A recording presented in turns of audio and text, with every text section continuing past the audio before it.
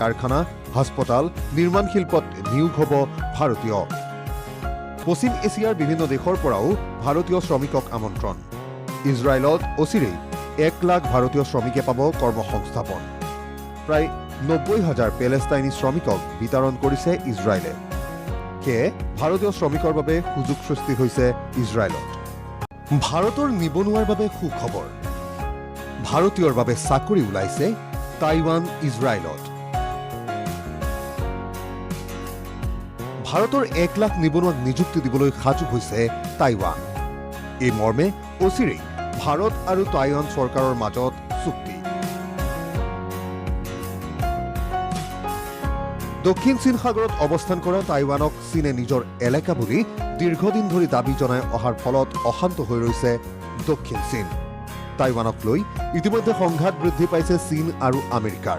প্ৰায় 36,000 বৰ্গ কিলোমিটাৰ সামৰা 24 নিযুত লোকৰ বাসভূমি টাইৱানৰ বাবে এতিয়া সমস্যাৰ সৃষ্টি হৈছে দেশখনৰ ভালেসংখ্যক নাগৰিক বৃদ্ধ হৈ পৰাৰ বাবে।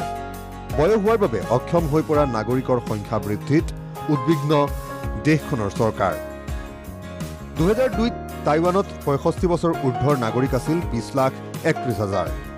2022ত সেই সংখ্যা বৃদ্ধি পাই হৈ গৈ 40,86,000। বৰ্ষীয়ান লোকৰ বাবে দেশখনৰ উৎপাদন ব্যৱস্থাত ঘাটি আহি পৰিছে। টাইৱানৰ কাৰখানা, হাস্পতাল, নিৰ্মাণ শিল্পত নিয়োগ হ'ব ভাৰতীয়। 79,000 কোটি ডলাৰৰ অৰ্থনীতিৰ অধিকাৰী টাইৱানত নিবনুৱাৰ হাৰ নাই বুলি ক'লেও ভুল নহয়। অৱশ্যে অচিৰেই টাইৱানৰে ভাৰতৰ হ'বলগীয়া এই চুক্তিক লৈ ভাৰতেও কিছু দ্বিধাত নথকা নহয়। কাৰণ টাইৱানৰে চুক্তি সম্পন্ন হ'লে চীনৰে ভাৰতৰ সম্পৰ্ক অধিক তিক্ত হৈ পৰিব পাৰে।